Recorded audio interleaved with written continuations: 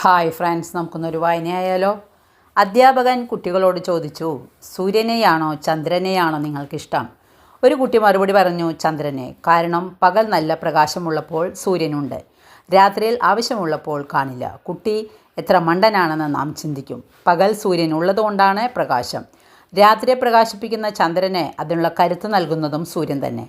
എൻ്റെ കഴിവുകൊണ്ടാണ് ഞാൻ പ്രകാശിക്കുന്നതെന്ന് ചന്ദ്രൻ ചിന്തിച്ചാലോ? അത് വിവരദോഷമാണ്. സ്വയം പ്രകാശിക്കുന്ന സൂര്യൻ്റെ ഓജസ്സാണ് ചന്ദ്രനിലേക്ക് പകർത്തപ്പെടുന്നത്.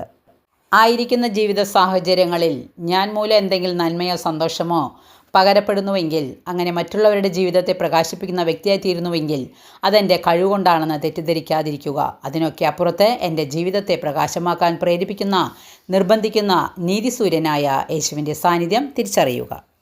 നമ്മൾ നേടിയെടുത്തതെല്ലാം സ്വന്തം കഴിവ് കൊണ്ടാണെന്ന് തെറ്റിദ്ധരിക്കാതിരിക്കുക.